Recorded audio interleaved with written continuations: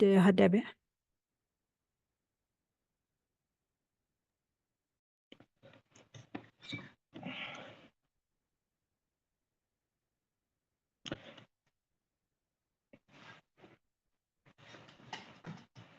Hello, am I audible enough? Yes, you are, sir. Okay, thank you very much. Thank you for the opportunity. Let me first welcome everyone who's attending. Let me just turn my video on so that everyone can see me. Thank you very much, colleagues. Let me take this opportunity to greet you all. My name is Mzwandile Khatebe. I'm the principal librarian in the Department of Sport, Arts, Culture and Recreation in the Free State. So today I will be directing today's session, and trust me, and all I can say is going to be the best session ever. We have our guest speaker, and you're going to enjoy, and she's smiling. I can see her. Thank you for that, Miss Aida No. And since today it's going to be a great day. That's all I can say. We'll be learning a lot, especially from our guest speaker, and I'm quite touched by our today's theme, which is navigating career success through digital presence and transferable skills. So let me take this opportunity to ask Mayor, I'm sorry about this. No, Nombita. I'm sorry about that, Nombita, to welcome us all. And then I will take it from there. And also she will do a welcoming and introduction. Over to you, ma'am.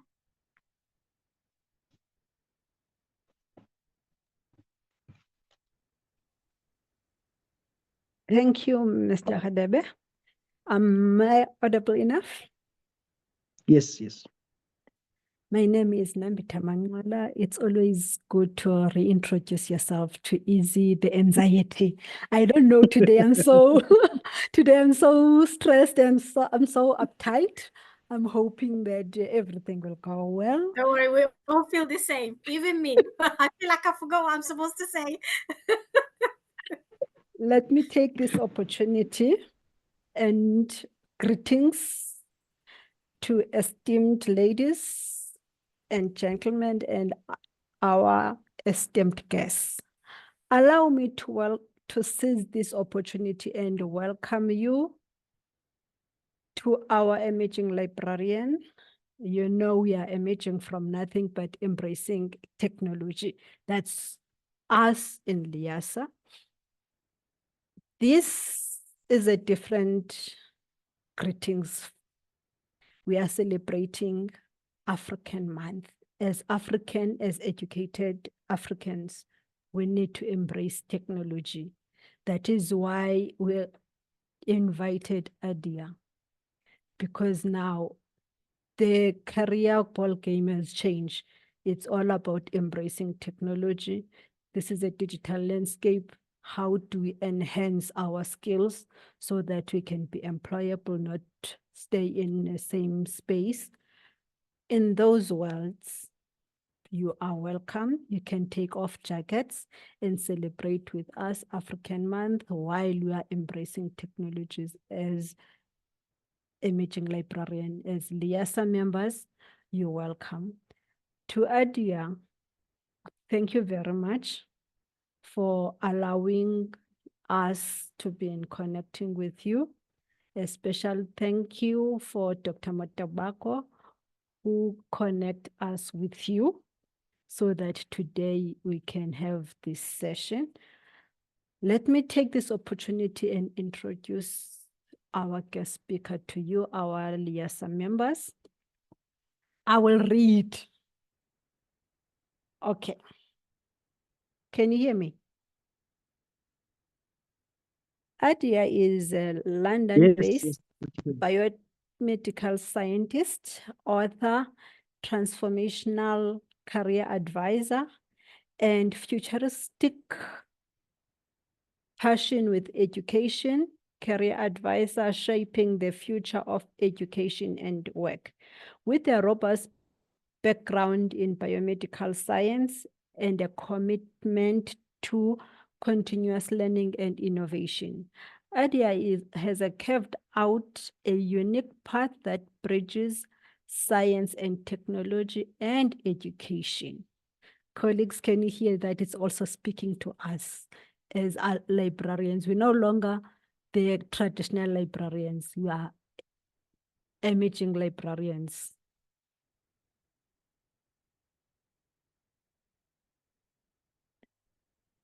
In those words, I'm not going to read the whole bio. It's interesting. That's why she's part of us today. She's here to grace our screens. Adia, with those words, welcome. We are hoping you're going to change the way we see us as traditional librarian, so that we can see us as digital librarian, as technological librarian. We just want to change the frames that we are sitting in as traditional librarians. In those words, welcome, and the podium is all yours. Thank you very much. Thank you very much for the amazing virtual hospitality. I really appreciate it. And I'm actually learning. That's the word I always keep using, that I'm learning from everyone's experiences. But the only difference is I'm sharing as I go along, because I truly believe that rather than me just waiting until I make it, nobody makes it to the end. This is how we continue learning. I just decided to share what I've been exploring, particularly after when I turned into self-employment, and just took a few career breaks to explore the world. Particularly COVID opened my eyes, so I decided, why not inspire others while I'm learning as well. And I came across so many professionals who had transitioned from either career to a different one or into self-employment, and they've shared their journey, and it's just amazing, because I did feel alone, because people don't look into future in a way that they think of the future as something unknown, but actually the future industry itself, it has been there for 20 years, which I didn't know. So I'm trying to understand it and spread the awareness as well, to put it back to like a basic level that I'm trying to understand and spread it to others, rather than people living in, like now we're talking about digitalization. For example, I come from the healthcare industry. It's still it's a disruptive revolution that's happening, and is going to be more frequent than ever.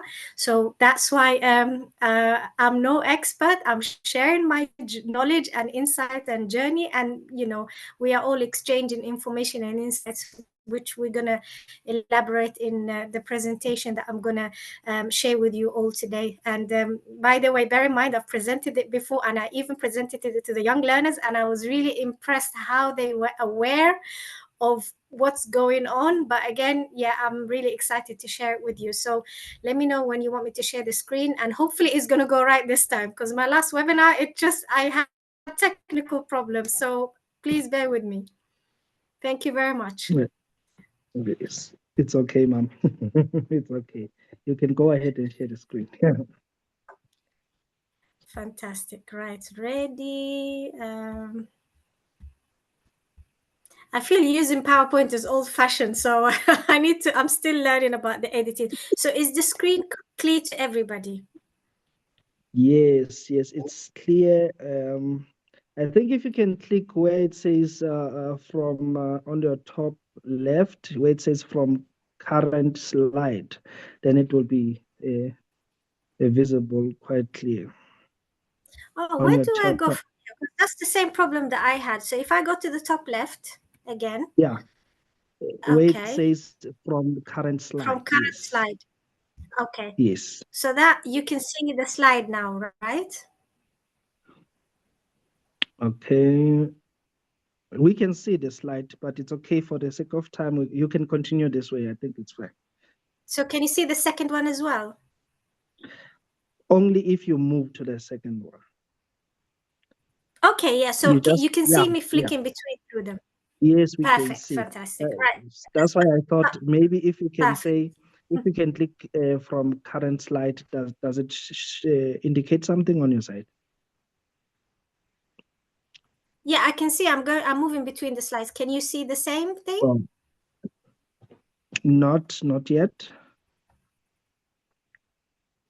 Now, can you see the second one now? No, I think you just have to start afresh, because we are paused on the first screen that you showed when you started. Yes, we can see your Okay, cursor from the now. beginning, Yeah. slide. Yeah, you can click. Okay. Okay. Yes, from the beginning. And if I go here, can you see the next Okay. one now? No, we Because can't see I'm anything. concerned. I Where think, am I missing? Mm-hmm. okay, Share. it's Okay. fine. Okay. Yeah. Share. Is it here that I'm doing share? Okay. Can you just come and click on slide number 2? Okay. So when because I don't know what happened. Did I miss something? Because when I go into Sorry, Adia. yes, please. Can you stop sharing and reshare, because you've got 2 screens with you. Okay, right. Oh, That okay, is why okay. Yeah, it makes it goes sense. to the other one. So you must. Okay, so Uh, right,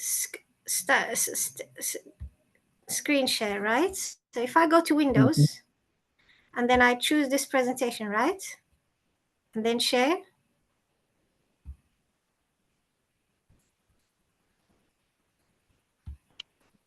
Yes. Now, can you see me moving from one slide to another? Can you share the No.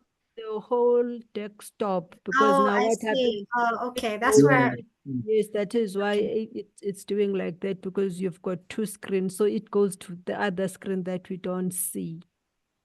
Okay. So entire screen, is that the option that I'm supposed to be choosing? Yes, choose the Yes. entire screen. Aha, Yeah. my mind went blank. I apologize, everyone. I don't know what happened. All these editing stories. So if I go from the beginning and Yeah, then perfect. you can see me Yes. moving Now from we one can to see. another. Yes. Perfect. Right. Let's skip the Yes. first page. You know who I am now.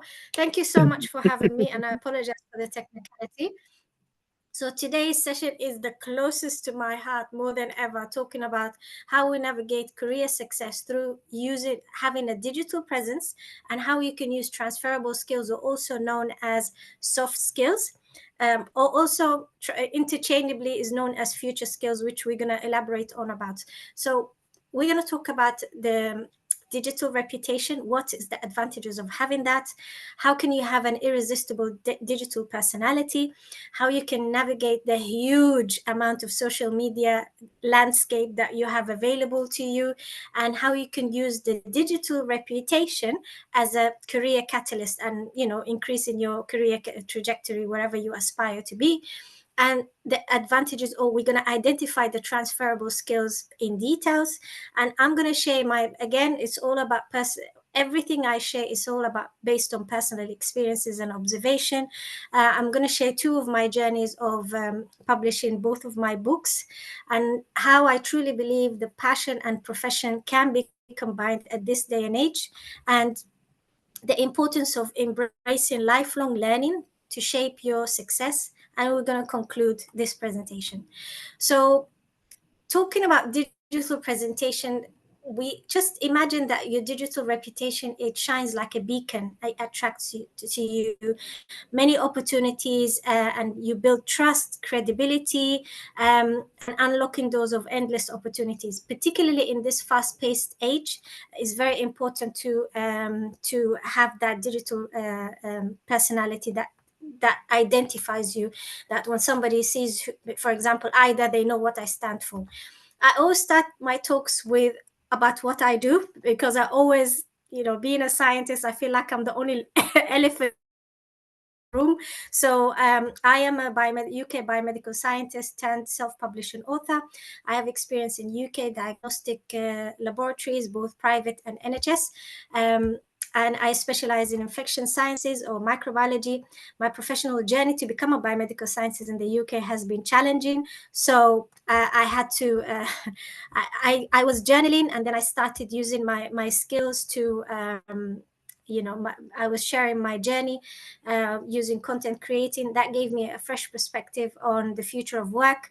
And I believe that you can make a difference through your profession and your passion. I'm very passionate about the future of careers, education, and work.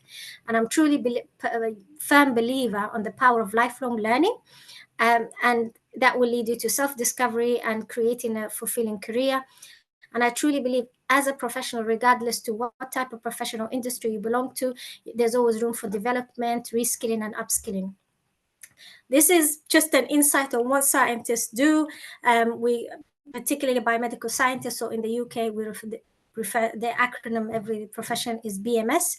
So we conduct and investigate a range of laboratory scientific tests to support disease diagnosis and monitoring diseases and treatment.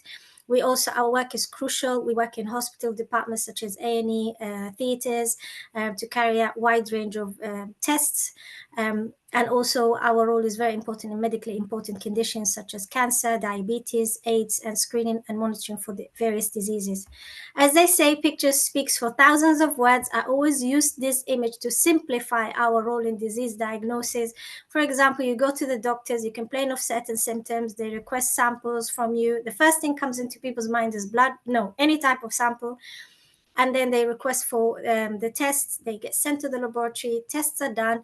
We carry out the investigation. We report it back to the doctors, and the doctors will make a decision on the appropriate treatment that suits the patient. Now moving into my favorite part, which is why do we need to have a digital reputation? It's very important because it shapes your personality, personal and professional success, and it uncovers hidden, the hidden opportunities that might be available to you. The advantages, you build trust and credibility. For example, I'm a biomedical scientist. I come out, I say, I talk about my thoughts and insights, not just in science, but in healthcare and certain things that interest me. So that trust will become your currency. It speaks volumes to others, and you never know, potential employers or collaborators or clients might be looking out for you. It opens doors, obviously, to opportunities. You don't have to apply for a job. Jobs will be available to you because you've already showed your personality. Again, using the digital spaces, network has become beyond boundaries. You don't have to be physically in the country. I've collaborated with people, not like now, not even in the country. So it opens up, it's your connections will be global. We hear the word personal brand is not necessarily that you have a product and you have to market for that product. Your personality, your skills, your insights, your experiences, all of that comes under personal brand. So you don't have to have a certain logo or anything. Your name and what you stand for will be your personal brand. Also, your career trajectory will rise. So employers now, this is something that not a lot of people talk about it, or maybe people don't pay attention to. The job market has changed now. The way people getting employed has changed. And I'm telling you that, the more I read about it or hear about it, people just go simply on LinkedIn, look at your credentials, look at what your personality. So they don't want to just see, they see beyond the resume. So that's why it's very important. Simply Googling your name, they see what you stand for. Also, you become a thought leader. You cultivate, in the digital world, you share your insights, your expertise, your thoughts, and then you become an influential person. Again, you learn a lot.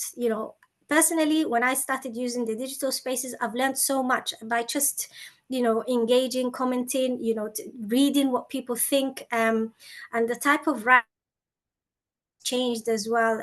People make sure that obviously people have different styles of writing. Again, with experience, you start picking what's there for you. Again, challenges as well. If somebody got let down by a job, they've already built up connections, they've already built up personalities. I've seen certain people got jobs. Obviously LinkedIn is so open, so you can see from that. And again, like I mentioned, it will give you that global impact that, that knows no boundaries. Again, the digital personality, like how you behave in person, in public, the same thing. Digital personality matters. You have to be authentic to yourself. Don't be somebody else that you're not.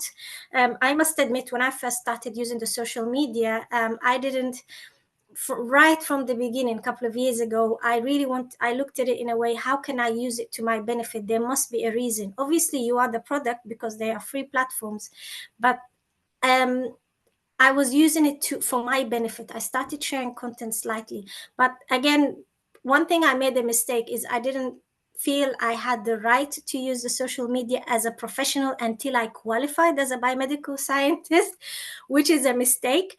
But then once I qualified, again, I didn't think, okay, what can I talk about? I'm only a scientist. But I really believe that I can come out as myself and speak about what I think. So I started sharing my own journey into self-employment.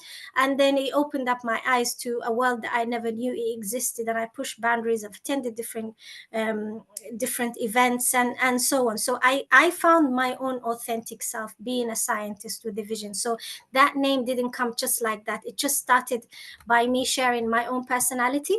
So when you're being authentic, you embrace your uniqueness. You don't have to be somebody else, and people will resonate and build trust. So when I first started sharing stuff about science and healthcare, nobody knew about biomedical science. Nobody thought, oh, that's what they do. Okay, we didn't know, because we're always stuck in the lab. So I decided to speak about what we do. And then that will make you shine. It will emphasize what you stand for, who you are. And again, you telling your story makes you unique, because storytelling now became a commodity. People want to resonate with your story. And again, coming from Africa or coming from different parts of the world, you let people explore what you stand for and what your country or your region is like. Social media, people treat it differently. However, should be treating it the same way as you act professionally. There should be etiquette. Yes, I like to watch fun stuff and things like that. But again, making sure that you're using the etiquette rules, discover what the do's and don'ts, simple research. Everything's available online. You can easily know what's out there and what's best for you. Again, visual content. I have a story to share about this visual content. I had a long, I was never using Twitter much.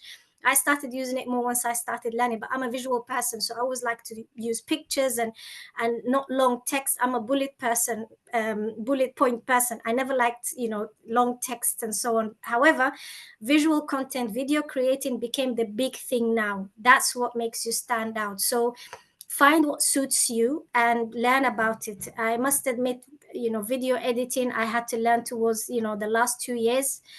It was on phases. So you start small, you bite-size things, you simplify it, and don't be a passive user. Don't just scroll. Make sure you engage. When I started using social media, the game has changed when I started using LinkedIn. But I started, for example, Instagram because I'm a visual person. And then when I started using LinkedIn, I engaged more. The recipe is the same. Engage, comment, connect, all that works on every single platform. However, it's gradual. I understand people don't understand the algorithms, but that keeps changing. But the system is the same. So back to the career catalyst. How can you develop that? Again, once you develop the reputation, people know who you are. You connect with the right people, you connect with the right industries. You've already got that vision that you stand for, that you know why you're using social media, what you need from it. So you develop that professionalism, you show your skills, your accomplishments. This is the part people don't feel like a lot. They don't share much, but I really believe that you should show your successes also show your failures. Show where you went wrong, because the advice that you can get from other people is very, very valuable. That's why very important to network with purpose, to make sure that you build the right connections, and you never know, that will help you. So don't always just share your achievements. I'm a strong believer, when you have a challenge or a question, shout it out there. You'll be surprised that by the feedback that you might get. Ethics obviously matters, very important. Make sure that you respect other people. Safeguarding your digital brand is important. And this part, I was very worried. Everybody worries about it, even for me, getting negative feedback. But with time, I started enjoying when somebody disagrees with something that I might have shared. Actually, I learn from them. I actually look forward to anybody disagreeing. I haven't been getting much, so I don't know if I'm doing the wrong thing or not, but that really opens up your eyes to things that you didn't know. And obviously cybersecurity, being digital literate, is very important to, I'm sure all of you know by then why is it so important. I always like to have some polls out there and see what people think. I just threw that idea. Obviously now we've got AI taking over and robots, and as you can see, the percentage was quite close.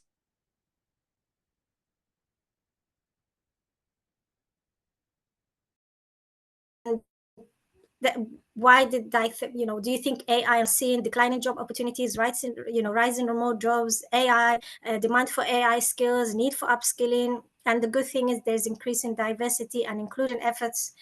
But World Economic Forum came up with that by 2025 there will be double disruption. If it's not already, loads of jobs will be displaced. And I love using this picture of thinking about your skill. Do you need to upskill it? Do you need to reskill? So this image, I think, is a very good visual image to show you what the situation is, because that's going to be very, very frequent.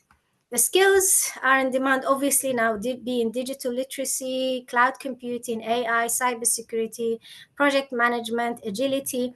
And my favorite is soft skills, which I'm going to talk about here.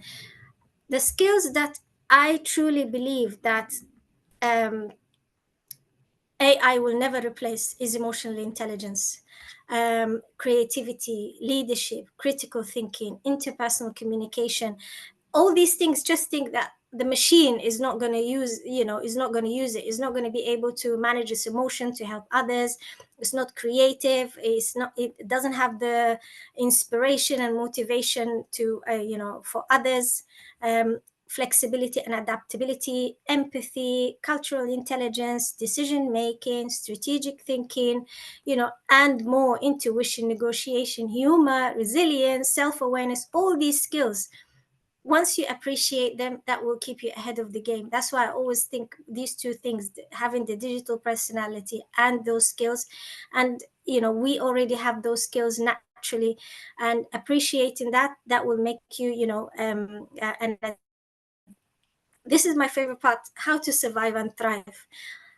From my own personal experience, having a success journal to track your process and accomplishment, journaling goes a long way. I was never a journaler. I was just a dreamer person. I was used to reflect, but I never thought about putting things on paper. So that will help you to track your, someone might come say, oh, well, I'm working, I'm a busy person. Even for me, I work full time at the moment. So I stopped journaling every day. At least I can have a minute or so, but I pushed it now to do it once a week, once a month, end of the week, end of the month, every quarterly, end of 6 months, and then a yearly one, because I've already done the monthly. So by the time at the end of the year, I've already got a track. So the good thing about that, it keeps you aware of where you are. Building your professional network, whether virtually or in person, being aware of the trends that your industry and the economy in general helps. I was never an economy person, but COVID opened up my eyes. There's a book that I have read called The Magic of Thinking Big, that he says that you should not just stick to your own industry, you should always mix with other industries. So I was never into healthcare only. I always used to go to different events. Again, that will help you to review your career progression, build resilience to cope with the changes that we are experiencing and any setbacks that you might experience. And I truly always going to say this, you can never, from what I have learned from my own experience, you can never rely on your experience alone or your education alone, particularly in this competitive job market. These are my favorite transferable skills. Again, it's subjective, but again, it's based on my own experience. Adaptability and flexibility, creativity, leadership, critical thinking, emotional intelligence. These are the ones I think that AI will never replace. Again, you find what's your favorite, but that was a bit of research that I did. Ending this, I always say professional development goes beyond formal education and work experience, and to be successful in any field is more than your degree, certification, or years of experience. It involves your will to learn, adapt, and growth both professionally and personally. And what I have learned in my journey, taking the harder route means that you learn more about yourself and what you want and the world around you, and therefore you achieve your career goals, and you become a thought leader and expert in your field. This own personal journey. I never thought I would become a writer. That's why I chose science, because I'm not into literature. But the first book, which was my thoughts when I first used my, I used to share content on Instagram while I was trying to get into, while I'm training to become qualified biomedical scientist. And I was sharing my content on Instagram, and people were seeing my writing and said, why don't you publish your first book? Okay, I said, fine, I'll publish my first book. And it's actually a simple book. It's just very, very thin. As you can see, my editing skills were not that good. So I went into Amazon, I self-published it, just published it as it is, to prove to people that you can become what you want. And then that's where the writing journey has begun. So once I qualified, after that, I made it. COVID hit, made me reflect about my life and my profession and everything. And then I decided, right, I'm going to leave full-time employment. I simply said to my manager, I need to go and sort out my life. I need to know where I'm going. I want to explore the world outside the laboratory. What can I do as a healthcare, or not just in the lab, not just in healthcare, in society? So I went traveling, went to Dubai, and then that was the book where I found out that you can create your career beyond job applications, using the social media, networking, whether in person or, and I've shared it all in my second book. I didn't want to wait for a long time. I was actually documenting my journey in my books. So when I go back, I read my books, and also for anyone who wants to benefit. So this proves, or I'm trying to prove, that you can have a passion and you can have a profession. Passion in writing and sharing content, and writing and sharing my thoughts, whether in science or in different topics, and my profession in healthcare. I'm still practicing, but the good thing is I'm still self-employed, so I do what I want while I'm working, and I truly believe that in lifelong learning and will shape your success. The future of work, the future of education, the future of career is changing. The job market is changing so much. It's all, I really truly believe now you have to be proactive rather than just waiting for things to happen or just think, oh, I can't do it. It's everything is available. So you need to be proactive. This is my favorite quote. If you want to stay relevant, you have to be on top of what's new around you. So developing a combination of technical and soft skills will help you to succeed in the current job market, and will make you think about, are you addition? What skills do you have that will make you consider yourself as an addition? So in conclusion, and moving forward, once you appreciate those tools and insights, remember your digital reputation is not about being online. It's about, reflecting about your aspirations, your values, and your capabilities. Your journey towards digital reputation, digital reputation starts now, hopefully. Now that you appreciate all that, it's important that you discover about yourself, you discover about the world around you, find your circle that will empower you and will help you in your professional growth using the digital spaces. I know we all have limited resources, or we have our own obligations or our own commitments, but dedicating just an hour a day or even less than that, whatever fits within your lifestyle. I'm active all on social media. The second book is the one that I really appreciate because it made me appreciate the future of work and education, or education and work. So that will help you to achieve, your dreams and keep growing and keep aspiring to become better. And I'm sharing everything on my blog as well. So, work in progress, as they say. Thank you so much for listening, and apologies for the technicality again. No, it's okay, Ida. Thank you very much. What a fruitful presentation. I hope colleagues they enjoyed, and I see our numbers are increasing in the platform. We have 46, and it means this session is well attended. And there are a few points that I picked up from your presentation, and it makes me think now.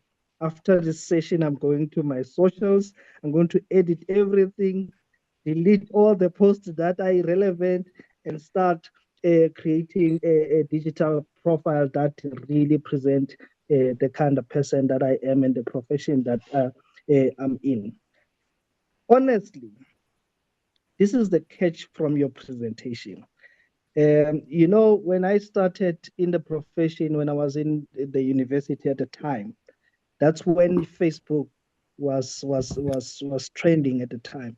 And I remember all of us, in the university, we were happy and all excited about having Facebook pages. But these are things that we never thought about. And to share just a story with colleagues is that a friend of mine attended an interview in Bloemfontein. It's another state in South Africa. So where in the interview, they actually said, can you give us your login details to your Facebook account?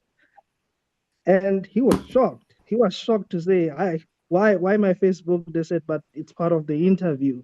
And they went through the Facebook page and they were asking questions based on the Facebook page, what my friend was posting, commenting, all the notification, and then they started outlining that you are not best for this company because of what actually you are engaging in. So it's quite interesting what you just shared with us. But I just wanted to get this from you.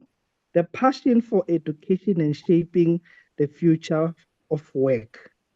Like, how did it come about? Because understanding your profession now under is a medical until a biomedical science, and then how did it come about?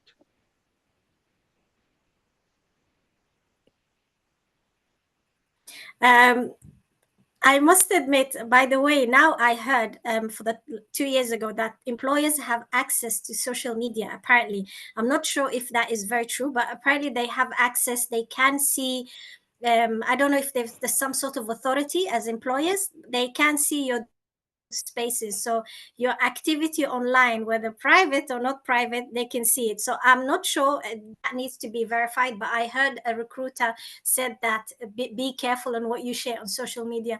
And I truly believe if you're using those platforms and they're free, then whether you're private or public, I don't think it matters. So again, but back to your question, when I started traveling, when I went to Dubai 2022, and I've attended Expo, and I've been to the Museum of the Future, and then attended the Dubai Future Forum.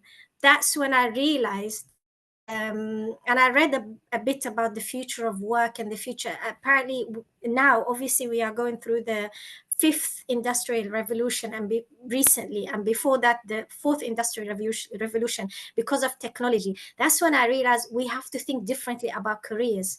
The question that always comes into, or the people now thinking our jobs are going to be lost. So I've been reading about it, watching videos, attending conferences. Actually, the Work Economic Forum have a whole organization about the future of work, and the education system as well. People might study degrees that are irrelevant now. So that's when I decided, right, we need to think differently about education. And I've attended certain conferences, and there is actually an organization that actually trying to revolutionize the education system.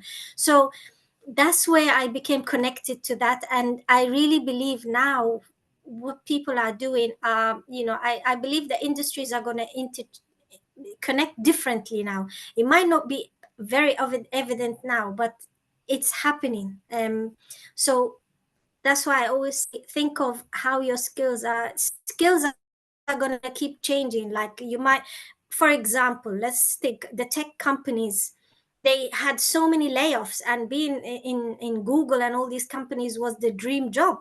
It's not anymore, because now AI has swept their jobs. I use AI in my daily writing. It's just I use it as a tool to help me, not rely on it. You still have to use your critical thinking, but it saves me time. So it increases my productivity. So my content creating, when I used to prepare an article, it used to take me a week.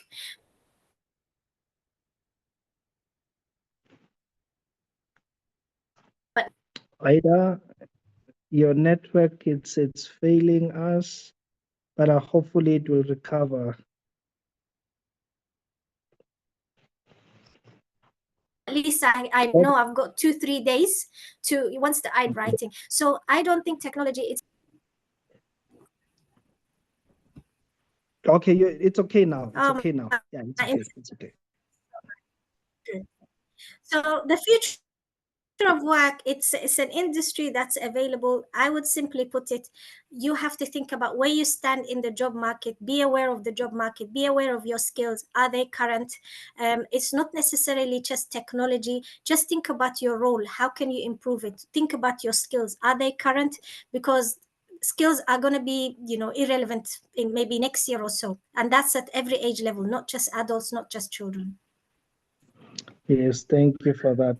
Yeah, it's the same thing that you're explaining, especially in the profession where we now learning. We are actually upskilling as we welcome technology and its different models that it comes with, and we see ourselves as librarian having to continuously now learn and learn and learn. And in our previous LIASA conference, where as librarians we gather, and the issue of AI, majority of the speakers, they did mention it, that colleagues, AI is not here to take our jobs, but instead we are the one who's going to educate AI in terms of how to function, how to operate, and things like that. So yeah, we are faced with that.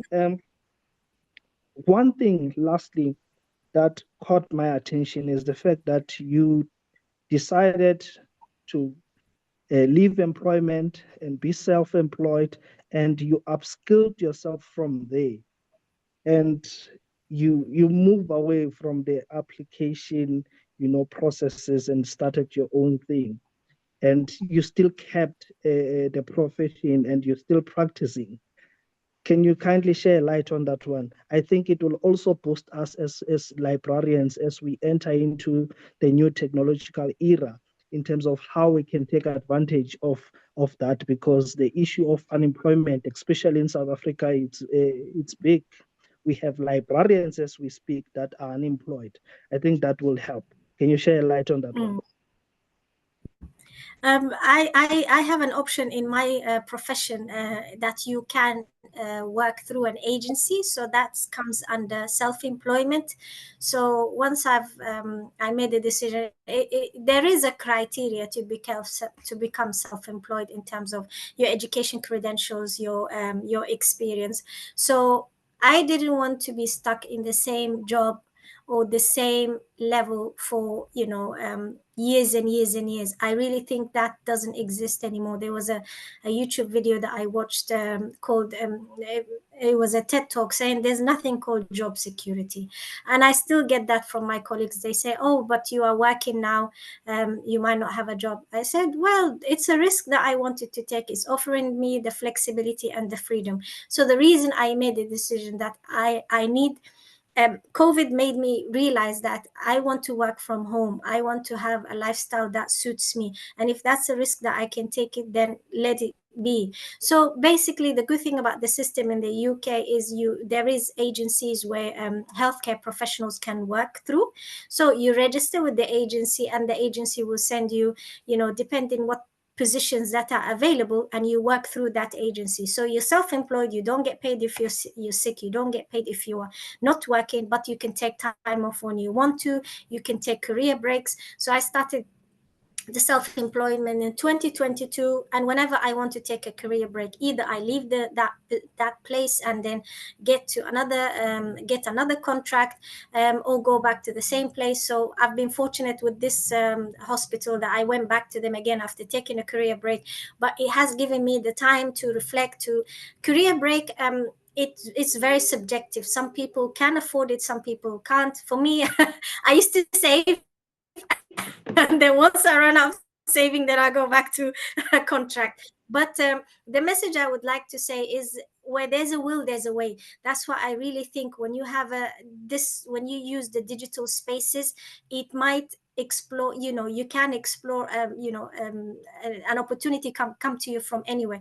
I get emails from different agencies, but I have a personal choice that I want to have that section of my life settled for a couple of months while I'm sorting out a few things. So I traveled, I took time off, I stayed in Dubai for a couple of months, and then come back here, and so on. So it varies on the person's situation. I'm retaining my title because it's a legal title. We still renew it every 2 years, so you pay for that. You have to continue practicing, but I still enjoy doing it, and I enjoy, helping aspiring scientists. I share my content on YouTube now. I went back to it. So talking about content creating, I know people have different abilities in that. Some people like the writing form, some people like the visual form, some people like the video form. I find the video form the hardest because it's very, very liberating. I've been on Twitter now sharing my journey on how difficult it is. But I was fortunate enough that I started using Instagram more, and Snapchat, so I was familiar with the visual videos.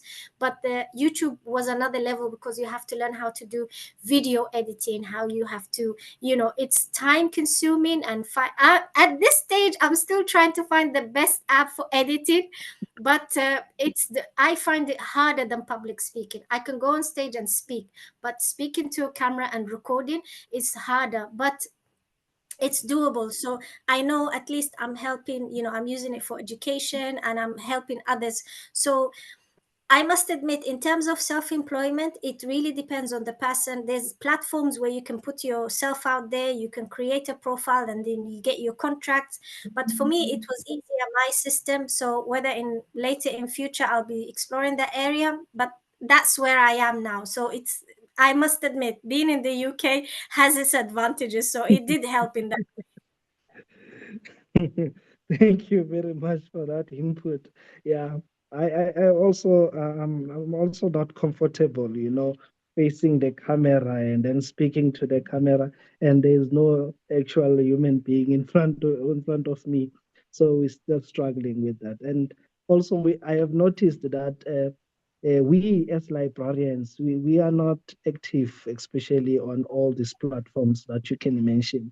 And I don't remember scrolling and finding maybe a profile of into a librarian explaining or sharing anything. Even if they are there, maybe I still need to do my research and learn a thing or two about that. So before I welcome Dr. Matukbako to Ntwela to facilitate question and discussion, let me say you really opened our eyes. This is one of the kind session, and I'm also personally learning from it. And when I went online and then I did some searches, and I happened to discover that actually, as a librarian, you can create a profile, and a profile that people, when they view it, they can resonate with you, and they can discuss certain things with you. And it is now, as we approach this session, that I was like, okay, maybe I should change how I see social media. Maybe I should be careful in terms of what is it that I browse. So yeah, thank you for that. Let me welcome Dr. Matubako to facilitate the question and answer. And colleagues, you are welcome to ask Ida any questions that you may ask, whether compliments, feel free to do so now. The time is now, and Dr. Matubako will facilitate that. Thank you, Doctor. Thank you very much. And Mzandile, hello, Ida. Can you hear me? Am I audible enough? Yes, you are audible. Yes, I think Dr. she will Matubako. be. Yeah, she's back. Okay. She's back. Finally, I can see you and you can see me. Before I can open the floor to questions, I just want to say also, I am not active when it comes to social media platforms. I remember my lecturer was asking me, you are studying the social media, but you don't even have friends on your Facebook. I was only having 2 friends, my children. And then he asked me, can you open and sell meat in a vegetarian community? So that's why I started to invite people. I'm not even active on the social media platform, but I think this is an eye opener, and I'm glad that I'm part of this seminar, because I've learned a lot, like our program director is saying. But now my question is, how can we survive and thrive as librarians in the 21st century, where technology is taking the lead? And especially the public librarians, we are afraid to embrace technology because we believe that the robots are going to take over. But I think maybe through your presentation today, I've realized that no, the robots are not going to take over, because we are the ones who are going to program them and then tell them what to do in the future. And then if you see the theme for Africa 2024, they are saying is the year of education. So it means education is very important and lifelong learning is very important. So it means every time we have to be teachable and we have to be learnable. And then colleagues, I'm opening the floor for questions. If you do have questions for Aida, whether you can write it or whether you can just ask, I'm allowing my colleagues to ask questions.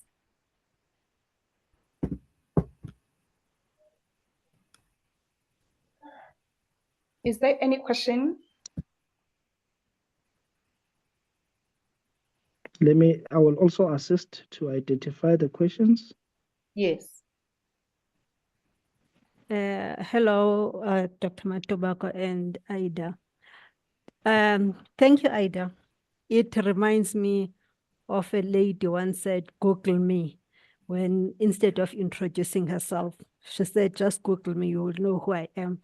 That's the power of the network. So in our era, we, especially as librarians, we see social media as the, if I can label it, it's something that we can't collaborate with because we've got a fear of using social media. Can you advise us which way that we can adopt fully without a fear that we are compromising our digital presence with social media? Thank you.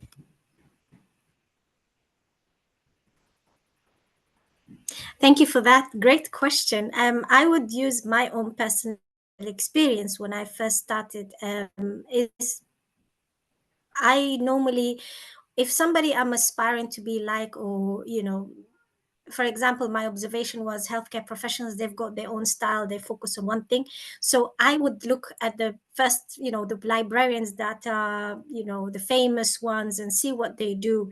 But for me, the way I approached it, I went to research about it. I know, I'm lazy. I go straight into YouTube and see what it's all about. But when I first started, particularly on Instagram, I remember attending like a conference, and he was talking about how engagement was very, very important. So that's when I started learning about it, and then I took the same system and I moved into LinkedIn. I was basically on it all the time, and I was checking. Obviously, I wouldn't say it, I wouldn't recommend it, but intentional use on how to use it. So by I know the way I think of things when I approach something new, I always go to the basics. I go to the ABC. So I went into the very, very basic. What is social media? How we use it? And I developed my own understanding. And the downside of this, that it's a gradual process. It's not something you study for. It's you learn as you do. It's you learn as you go, because every year they keep updating. So number one is get rid of the fee. That's it. When I first saw my name on Google, I do check what comes out, because I knew it's all going to be out there. But when I first, right from the beginning, when I first used social media, I knew, I just had the system. Why am I posting it? Who am I posting it for? First, I always started with the question why. So I wasn't putting pictures and things like that without reason. I used to say, okay, who am I posting it for? What's the benefit of it? What am I benefiting from it? I'm not just showing off. And there was a intention. So I would say start with intention use, and don't be afraid of using it. I kept all my history as it is. If you go on my Instagram 2016, you'll see the stuff I shared was completely different than when I share at the moment. But I wanted to prove that you can have, you can progress. When I published my first book, the first one was a disaster. It was just completely no editing skills whatsoever. But then when I came to publish the second one, I made the effort to learn on how to edit and how to. So I kept both copies to show people that this is where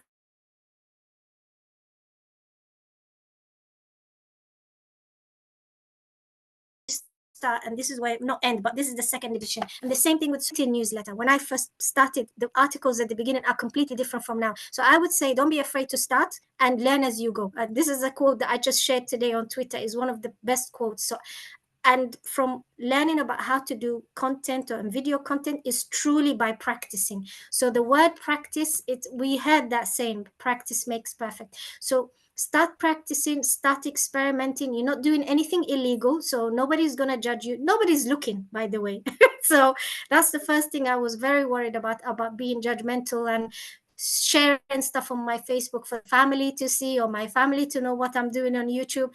But one of the famous podcasters said, just publish, nobody cares, everybody's busy with their own lives. Thank you very much for that. Can I also ask you, how do you deal with bad reviews?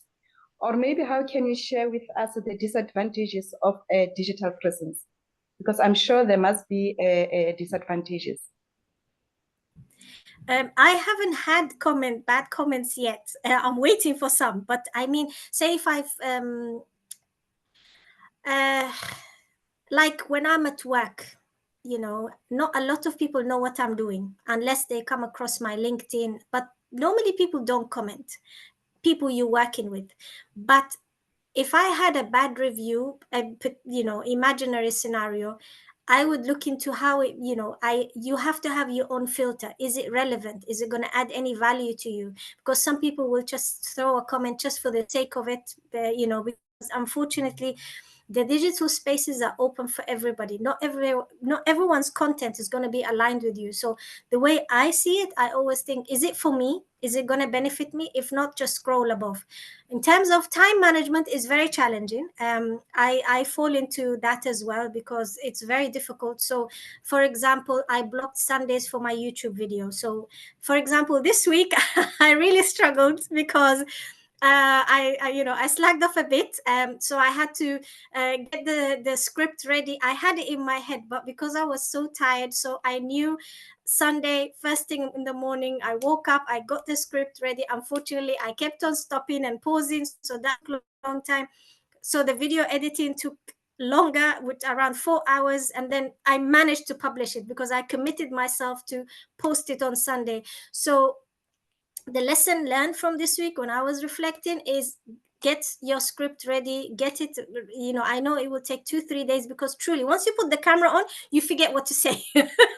I don't know how is that. So preparation is very important. Commit to yourself to that. So on Sundays is my content day. I know I have a weekend, I know I have a Saturday and Sunday. So if you look at from If you look at it from a commitment level, it will help. I use my break times to quickly check my content, check my emails and so on, because when I come home I cannot do any work. So first thing in the morning, I know I dedicate at least half an hour. Having a strategy, it's the word. Like, I'm at that stage that I really need to now develop a strategy if I want to level up my social media.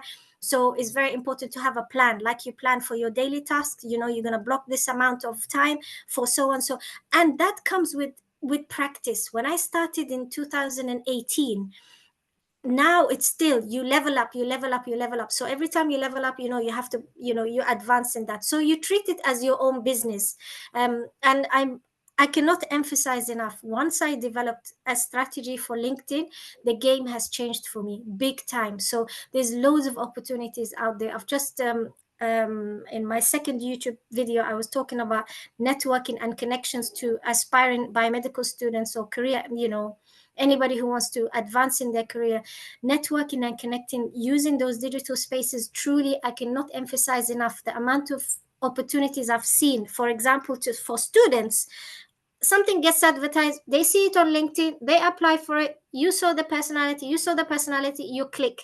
So having a digital personality, it saves a lot of time. They don't look at resumes, and you don't look at the employer, you look at the employer, how they are, can I work for them, rather than, you know, going into the unknown. So this, using the digital spaces, really, really helps. I see it as a helping tool. Also, I can see that also time management is very important, and discipline. I have also a question from you that is coming from Deboho. Are you using AI to speak on your behalf when you mood and busy with other commitments of your journey? That is leveraging. I do use AI. Ever since ChatGPT came, it really helps me with planning. It helps me with ideas. I don't use it for my videos. I'm an advocate for being authentic. If I share my footage where I make mistakes on my social media to show people that it's a process. It's not something that happens overnight. It's you learn how to, you know, I never used the mic when I first filmed, and then now I invested in mic and so on. So I use AI as a helping tool, but I don't use it as a main, to do my work. So I still feed it the information, I filter it, and I put my own things. But in terms of, I use it for imaging, it helps. So I use it as a tool, but I don't use it as a main thing and use it blindly. Thank you very much. There is also a comment here from, I think it's Luinda. I'm sorry if I pronounce it wrong. I resonate strongly with the point that visual content makes you stand out. That is definitely true on the LinkedIn feed. I have made my post less wordy, and now I have one image and comment on that. I have gotten far stronger responses. I think that was a comment. And then, Dr. Mzandile, I don't know if you have something maybe on your side.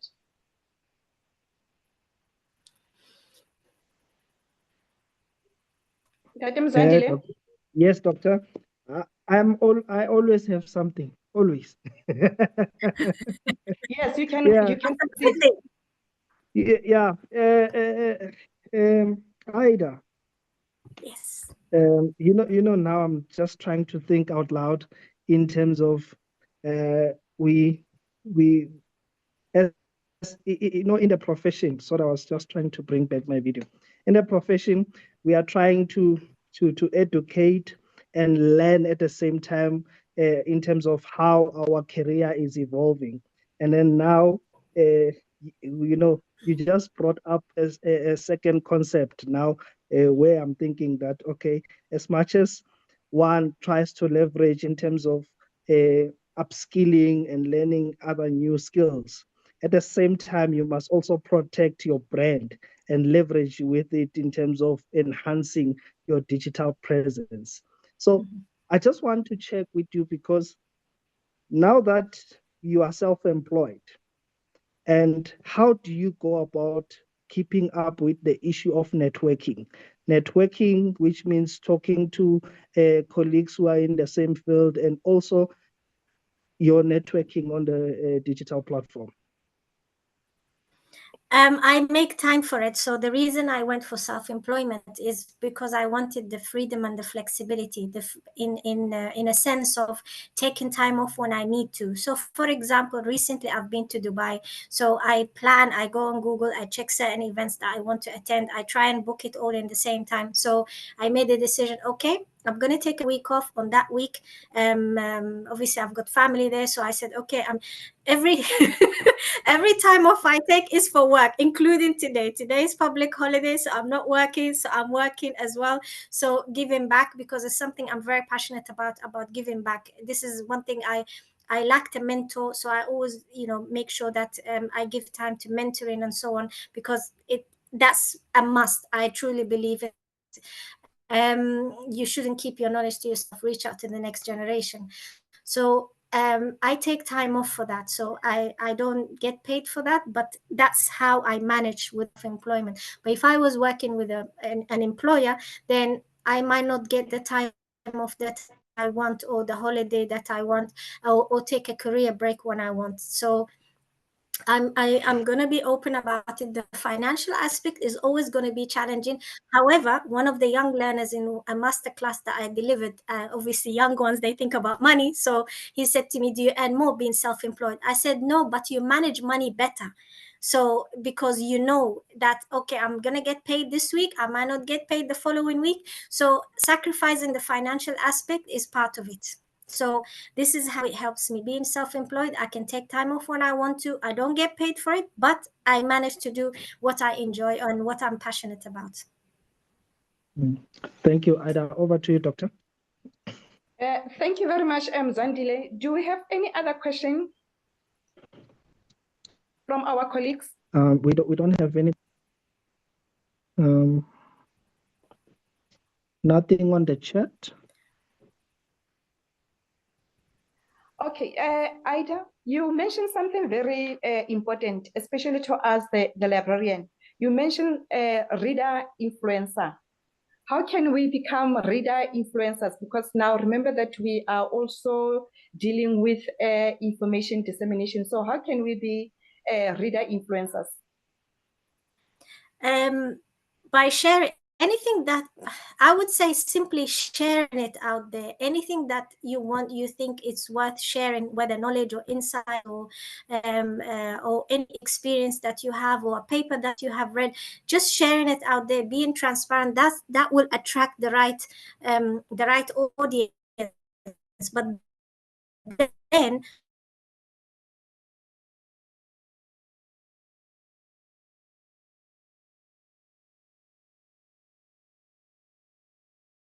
you know how to use social media in terms of tagging, and because I do learn what people are doing when you're going through the feed. Started seeing how they are, so sharing it out there and experimenting, that that impact. I'm actually reading the art of and business of online writing.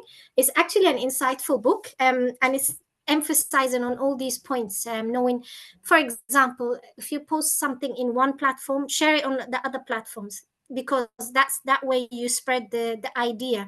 So for example, now I've published the YouTube video, I can take those bite size and put them into different ideas. And the same with video content. You make short videos, and all the editing. That's when you start learning all these editing skills, the ideas come flooding. And the thing is, the ideas come just like that. You are thinking about it constantly. Something, everything that you have can be shared. So I never knew about librarians. Today's experience is amazing. Your role is important. I love library. I love going to the library. I love books. I'm still an advocate for having physical books. I don't like, online. However, the advantage of now, for when I was thinking now, people are reading online, people need digital prints, so the younger generation are into that. So librarians can have a role in that, not just digitalizing the information, but your engagement, explaining about your role, how crucial your role is, how important it is. Education is an amazing industry to be in, and now and forever, because we always need the education. Even though now that's what I tell the young learners as well, or students. I say you need a proper job first before you follow your passion. So like, for example, I wouldn't be where I am if I didn't have a proper job to talk about my job. So this is very, very important. Education is a very important industry. So don't feel like because of technology your role is going to be any less. Actually, your role is more important than any other profession. No, you're right. Education, training, awareness, providing skills to people, I think is very important, especially now that we are having a digital divide, especially here in the African continent, where you'll find that most of us, we don't even have a smartphone. So when you come up with these fancy emerging technologies, people, that's why there is that resistance to say that, but we don't even know how to use this thing. But it's very important. And Dr. Mzwandile, do you have something on your side? Okay, yes. Ida, let me take you back to your presentation where we talk about personal branding and also showcasing skills online. In a form of educating our librarians, because I understand this concept. I learned them through when I was doing communication studies, where part of branding and marketing was introduced, even in my media studies was introduced. So for someone like me, it's not a new concept. But for some of the librarians, it might be a new concept in terms of how then do I go about personal branding when it comes to social media? Because most of the time, I can tell you, most of us, what we do, anything interesting, someone dancing, someone DJing, someone walking, someone, doing anything, we just post, but we don't know the implications, because at the same time, you're trying to grow a professional career. So you don't know that whatever that you do that excites you, how does it impact now to your career development? Can you just highlight us on those two aspects? Absolutely. When I first used Instagram back in 2018, obviously at that time everyone was all about makeup, looking good online, and vlogging, etc. But then I remember when I started using it, I said, I don't want to talk about beauty. I want to talk about beauty of the world. But you will make an impact because you will end up connecting with the right people, and the right people will connect with you. So when I started trying to grow it and engaging with everybody, at that time the algorithms were different, but at that time, that's how I started, growing with, and I wasn't fussed about what was my brand. I just put my profession and what I stand for, and that I use I use it to put, to show people that you can balance between passion and profession. But at the beginning, I was sharing my experiences, what I was doing, and what I was going through. But then when I switched into LinkedIn, then I started slowly observe when I introduced myself. So at the beginning, I was articles, commenting, engaging a lot, so that people, a year later, then I started coming out of my own skin with sharing articles about who I am. The first one I wasn't comfortable, so I said about the first event I've attended, international event or conference. And then by the second, third article, I shared about what do I do and who am I. Then slowly I started developing my own personality about sharing topics that I was interested in. And then the word scientist with a vision, then somebody called me, oh, the visionary scientist. I said, oh, okay, that's what I do, because I really wanted to prove that I can be a scientist and be with a different vision or with different personality, because people look at scientists as a dry job, but no, we are fun people. It's fun in there, but we don't come out there. For example, at the moment there is shortages in scientists and healthcare professionals, but it's a rewarding career. I will always say it's a rewarding career. I've done 2 researches, or like a little research, that is similar to being a creator, and it's similar to becoming an entrepreneur. So I would encourage, if time went back, I'll still do it, but a little bit faster, because I had a bit of a downside to become a biomedical scientist. So finding a brand that will come with time. I would say you need to know what my brand might change. But I had people saying, oh, let's work on your personal brand. But I always put that aside, because I said, this is not my focus right now. My focus right now is to share what I'm interested in, what I'm passionate about, and what I stand for. And I'm not bothered about the brand. I know I'm a scientist and I'm an author. I'm happy with these two titles. I'm not bothered about the personal brand, because I truly believe it's like Oprah Winfrey said, is what you stand for and what service you provide. So this is my personal opinion. Maybe it will change a few years, but I personally don't really bother about the personal brand personally. Thank you for that. Thank you for that. Yeah, honestly, it's one thing that we are not aware of, and you are just sharing a light on that, because someone might say, like, I cannot stop sharing maybe anything about beauty. I just love beauty. I just love to dance. And then now, all of a sudden, I have to protect my career development and my career image, or the brand that I put out there, because the potential employer soon enough will know what I'm doing and what I'm sharing. So would you say some of our librarians can have two profiles, the play profile and the professional one? I just think they are both discoverable. That's what I think it is, because when I attended that webinar and they said, oh, an employer can have can have access to it. I'm not sure how true is that, but my own personality, whatever you put out there on the web, it's not going to go like that easily. So, and I did read where that it said, be careful on what you share on social media. For example, my Facebook back years ago was completely different now. My Facebook now is empty. It's not the way it used to be. I just use it to connect with family. I only got 500 there. I'm not bothered. I don't add anyone on it.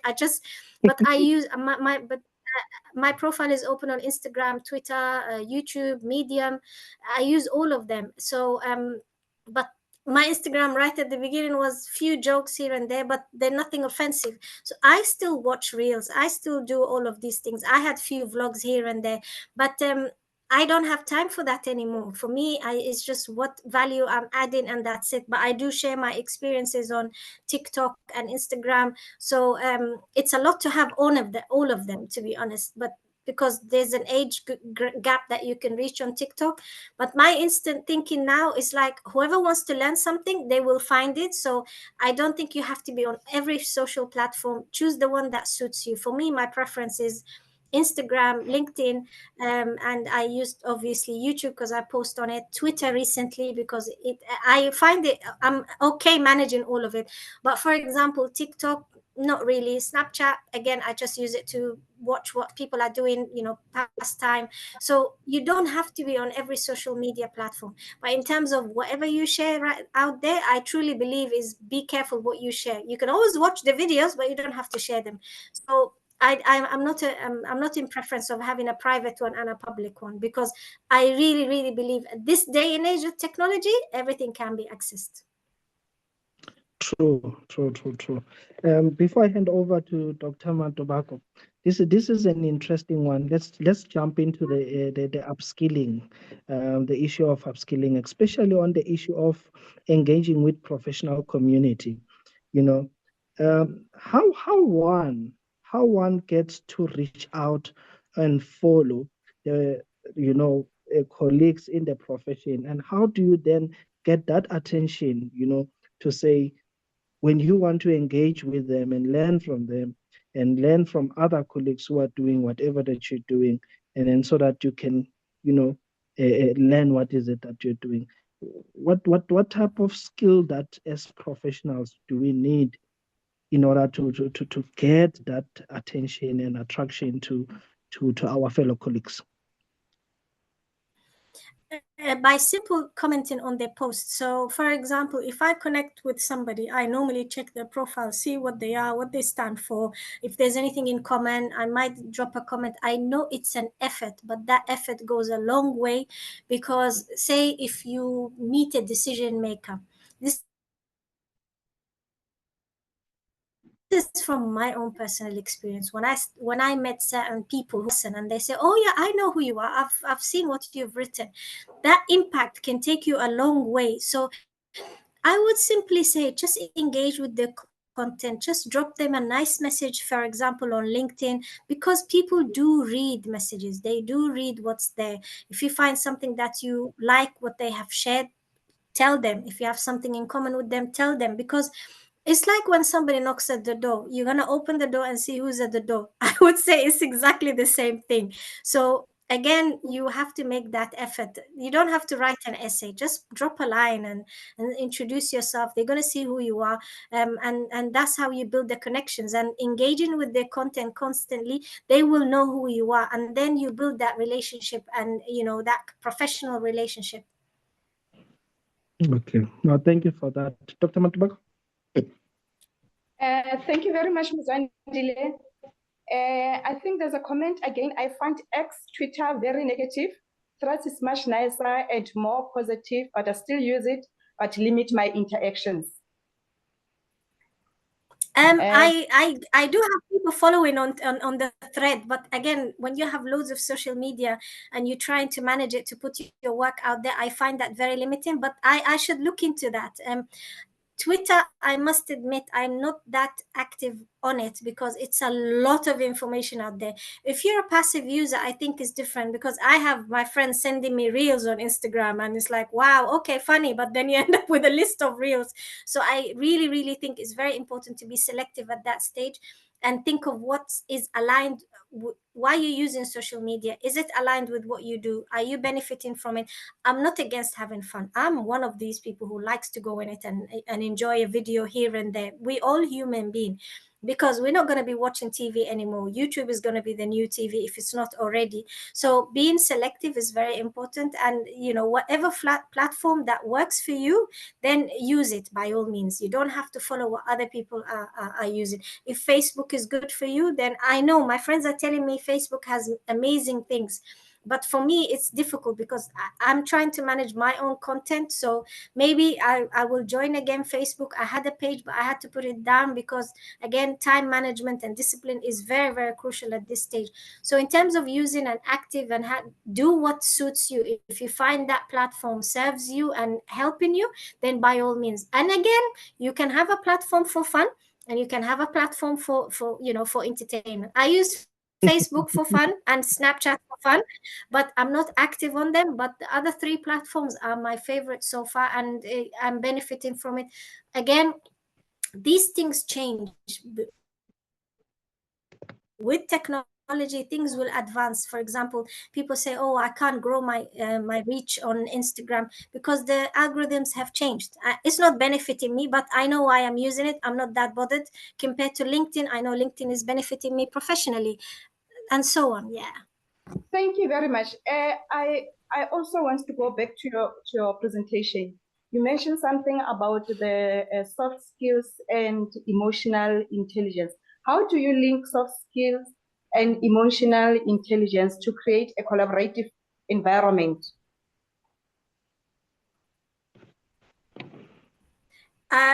This is a personal story. When I went after qualifying, I went to work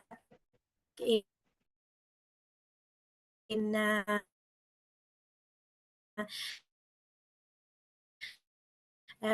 private lab. Again, it's very, very competitive, very, very challenging. The role of emotional intelligence, I wasn't aware of it. I did read the book, but that's when I appreciated how important it is. And I think at this day and age, what I'm seeing in workplaces, because people are very stressed because of economical issues and how challenging it is. And again, the current situation, people are in jobs because they have to, because they either think, oh, I can't get a job now because of my pension or so on. So it's very difficult for people to control the emotions, because it depends on people. I'm not blaming. So I think that's where emotional intelligence is very important. Being aware of, with my little knowledge, being aware of your emotions will help in order how you deal with it, so you become adaptable and you think. Because let me say, my role is very, very challenging, very, very busy now because of staff shortages. We live in longer now, so the workload is completely different than when it used to be when I was studying.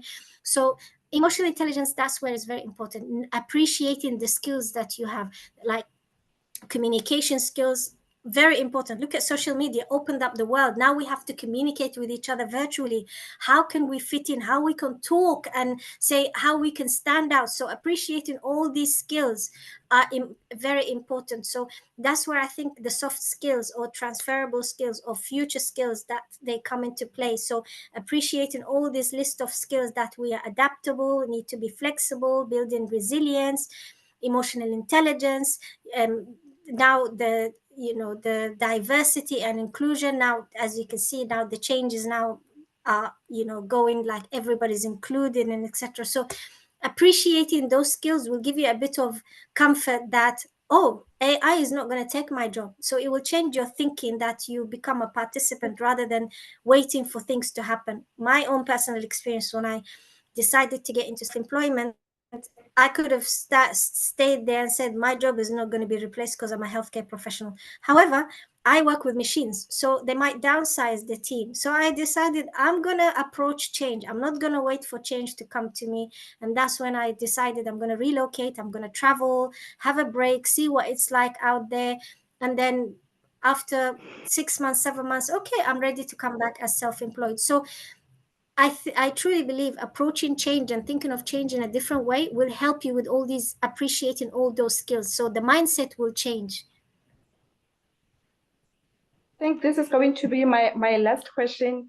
When it comes to the career goals, how can you advise us as the librarians to use the SMART goals? Those specific, measurable, achievable, relevant, and time-bound when it comes to navigating our careers. This is from my personal experience. What I did, I had to go back to my role. What did I do? Being a scientist, what are the skills that I have are aligned with the skills that now, for example, critical thinking, communication skills, all these skills that, for example, scientists. So I would say apply that to your own profession. What skills that you have that you think AI is not going to replace it, and how can you upskill it? For example, now, excuse my ignorance, now you've got the digitalization of it. So you will need to know about what digitalization is. People think about digitalization as something complicated. Not at all. It's just appreciating what it is and how we use it and how safe we use it, or safeguarding. So going back to your own CV, to your own skills, what skills do you have and how are they aligned? Are they current? Do you need to upgrade it? Do you need to learn, for example, like for me, when I decided to do book publishing, I had to look into how to edit, for example. So I had to go back and learn about all these things that I never knew they existed. So upskilling, reskilling, that chart that I shared, I would think in that way, because it's very uncomfortable for somebody who established themselves, let's say, for decades. Now they still have few decades to go. So where do we stand from here? So I still think that's an exciting part, because now storytelling is becoming a very important thing. People like to hear your story, like to hear what have you done. So you will have to brag about your journey and brag about your experience. People think that self-promotion, it's not a future skill. I would say that's a future skill, because we all gifted, we all human beings who have gone through a life journey, and don't forget, you've got the next generation who need that support, because that divide is getting bigger and bigger now. So, and seeing what the younger generation are aspiring to become and the ideas they're very aware of what's going on. I really think it's promising. So don't underestimate your own journey, and don't be deceived by what you've already achieved. No, we always continue to learn. I always say I'm a learner myself. I'm a long life learner still. No, thank you very much, Aida, for that. Is there any question before I can hand over to Mzandile? I think there's a comment on the chat box. It's Linda Liley. I find X Twitter we have very already negative. did that. Oh, okay. Yes. Thank you very much. I think I'm taking with me Aida and Mzandile, skill, upskill, and reskill. I think I'm taking it today. In the absence of question on the floor, and then I'm going hand back to you and Dr. Mzwandile. Thank you very much. Thank you very much. Thank you, Doctor, for facilitating. Much appreciated. And thank you, Ida, for taking all the questions. I'm sure you are exhausted as we speak. Not at all. Nevertheless, I hope I'm answering the questions. I feel like I'm drifting off it. yes, we are enjoying this interaction with you, and I hope my colleagues as well, they are enjoying it, and we are learning a lot from this interaction. And I just want to say there's a lot that we have taken from your presentation, and your presentation was actually spot on from our theme for today, and it woke, I think, all of us, if not some of us.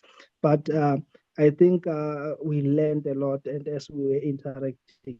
And for now, I'm going to ask Miss Frida van Veek to come and do the vote of thanks, and then then Miss van Veek will conclude today's session. And from my side, sorry.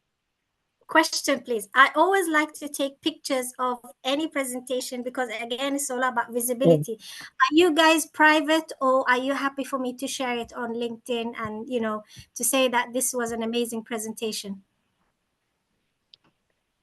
Colleagues, I think anyone can on my side, yes. I don't have a problem with that. And colleagues on the chat box, please share your consent so that Ida can get your consent. Is that okay in that way, Ida? Yeah, I normally take a screenshot just of my face as well and blur everything. I normally do that. Okay, I think what we can do after the vote of thanks, we can then ask all the colleagues to if it's okay with them to open their videos, and then we do a selfie shot, and then we conclude the session. Ms. van Veek, you're welcome to take us through to the vote of thanks. Thank you very much, Mr. Rabibi. It was not only informative, your session, Ida. It was brilliant, and it led me on at a place where I am going to rethink everything that you said, take it home and make it my own. You motivate us today to rethink how we want to proceed on our own road. As you can see, I'm not a youngster, but I think I also need 6 months traveling everywhere to make up my mind about what I want to do the past 20 years, the following 20 years of my life. What you said today is exactly what we striving for with the emerging librarian. We want to assist them in using technology and digitalization. Sorry for me for pronouncing that so badly. And this is where our efforts go in. I take 2 words with me from your presentation. The one is creativity. I always tell librarians that at the moment, AI is borrowing from knowledge, information, data sets, stories that has been told over many, many, many years. But who is going to give them in the next years to come new creative stories? And that is where Ida has been spot on. AI cannot exist if they do not get our human beings' creativity. And thank you for emphasizing that.